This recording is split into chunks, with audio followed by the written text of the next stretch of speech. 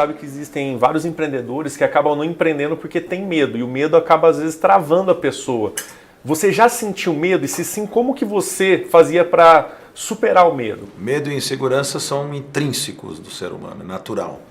A gente tem medo quando está numa altura e olha para baixo e tem sensação de frio na espinha. A gente tem medo quando a gente vai enfrentar um projeto e a gente não sabe o que pode acontecer. A insegurança é natural, é super natural.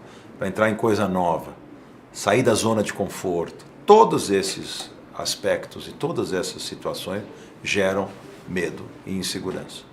Quem disser, mas pode ser o Warren Buffett, pode ser o Steve Jobs, pode ser o Bill Gates, você, eu, qualquer um que está nos vendo agora, disser que nunca teve insegurança ou medo em alguma situação, agora, como você vai enfrentar o seu medo? A coragem foi definida entre as 500 maiores empresas do mundo como um dos itens mais importantes no sucesso delas. A coragem de investir, a coragem de acreditar, a coragem de enfrentar as crises, a coragem de ter criatividade, de não desistir nunca, de ter essa determinação.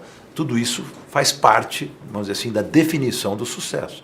Então, sim, tive medo várias vezes, sim, já tive insegurança, mas eu consegui largamente superar isso fazendo as coisas acontecerem.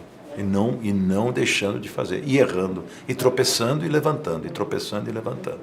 O bom executivo, o bom empresário acerta mais do que erra, mas vai errar também. Nós sabemos que tem até aquele termo em inglês que diz assim, no pain, no gain. E eu queria saber, nessa linha, se você precisou abrir mão de algumas coisas na sua vida para poder chegar onde você chegou, seja na área dos negócios ou familiar. A gente sempre tem que abrir mão de alguma coisa, porque nunca tudo corre para o mesmo lado ao mesmo tempo. A vida é uma série de compensações. Eu chamo de como se fosse uma maré, ela vai e ela volta, fluxos e refluxos. Nada está ruim o tempo todo, nada está bom o tempo todo. Nada vai funcionar como você sempre imaginou, mas também nada não vai. Então assim, tudo vai ter uma compensação. A questão é você conseguir administrar isso de um jeito em que a coisa boa seja em maior número do que a coisa ruim, né? Então é muito difícil. Então tive várias vezes na minha vida em que as coisas não caminharam como eu achava que tinham que caminhar. Então cabe a você ter o talento de saber, primeiro, jogar para lucros e perdas os problemas que você vai enfrentar, e você vê que está indo mal, saber sair fora disso, saber corrigir rota quando preciso. Isso é uma coisa da gestão fundamental. A correção de rota, a empresa está caminhando para o abismo, você tem que tirá-la do abismo. O negócio não está indo bem, você tem que identificar os problemas, resolver os problemas e sair do problema. É uma coisa séria, não é brincadeira, não é fácil. Mas todos nós enfrentamos isso o tempo todo. Trabalhar é resolver problemas, a vida toda. Viver é resolver problemas. Então, abrir mão do quê? Abrir mão de vida familiar, abrir mão de tempo livre, abrir mão de lazer, abrir mão de uma série de coisas quando você está focado na construção daquela história. Isso aí vai vir depois, mas sempre com equilíbrio, porque uma vida sem... O que seria das férias se não tivesse trabalho? O que seria o trabalho se não tivesse férias? Se eu ficar só trabalhando e não tiver, a minha mente também vai se cansar e a minha produtividade vai cair. Eu preciso ter também o momento do lazer, o momento do descanso, o momento da família, senão nada vai funcionar. Então este equilíbrio que a pessoa tem que buscar. Mas a gente abre mão de muitas coisas em prol de outras. Isso é um fenômeno que atinge a todos. E você até comentou lá no evento que você participou que o seu primeiro casamento, seus filhos mais velhos acabaram sentindo um pouco mais. Mas, sem dúvida. Que você estava ali naquele momento de ascensão empresarial e você comentou que você saía, eles estavam dormindo e você chegava e eles já estavam dormindo. Eu sempre fiz o possível para estar muito próximo deles e compensá-los, né? Mas, sem dúvida nenhuma, a qualidade de relacionamento em termos, pelo menos, de tempo passado ao lado das crianças, hoje, com as minhas duas filhas menores, é muito maior do que na época. Hoje eu posso me dar o luxo de buscá-la na escola, levar no dentista, fazer coisa que eu não podia fazer e as mães tinham que fazer.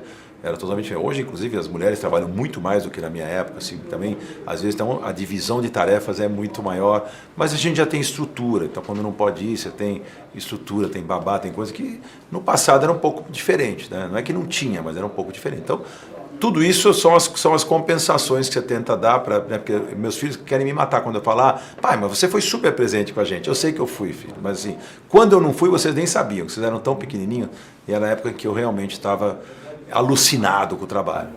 Não, bacana. A gente sabe que você é um empresário que está acima da curva. Para quem quer se destacar nos negócios e no mundo empresarial, se você pudesse dar algumas dicas de atitudes que essa pessoa precisa ter, o que você diria para as pessoas? É difícil você elencar quais são as atitudes, porque é uma série de coisas. Tem uma série de características que, na minha opinião, as pessoas têm que ter. Algumas nós já comentamos aqui. Essa primeira é a determinação, a visão, o foco. Você focar naquilo que você quer buscar.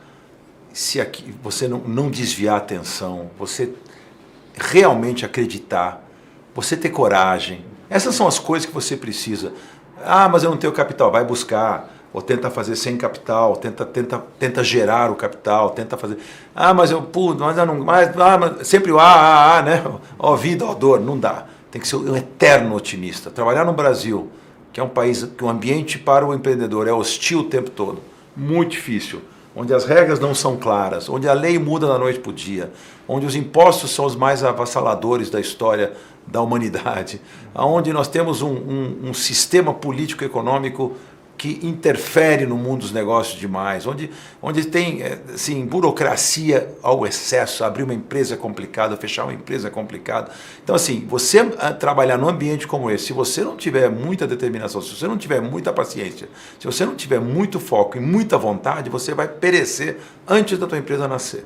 E você que é empresário, tem muitos negócios, você sabe disso, como é difícil enfrentar isso. E por isso que o brasileiro se tornou dos empresários mais flexíveis, mais criativos do mundo. Todo mundo quer ter executivo brasileiro, porque a gente opera num ambiente que antes era um ambiente inflacionário. Raramente, agora recentemente tivemos um ambiente com juro baixo e inflação baixa. Isso o Brasil nunca viveu.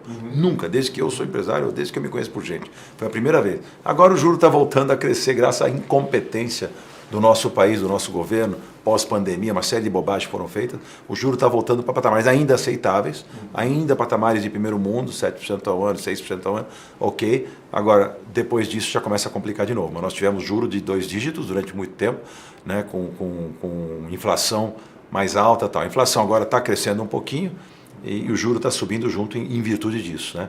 O câmbio está desvalorizado, quer dizer, na verdade o real está desvalorizado mais do que deveria. Então, estou citando isso para entender um pouco. Esse universo que a gente habita como empresário, ele é complexo demais para que a gente não esteja criativo e consiga sobreviver nele. É muito difícil para o Brasil. Mas é um país que tem riquezas naturais, é um país que tem um povo criativo, tem um mercado gigante. Então tem tudo para poder crescer desde que fôssemos bem administrados.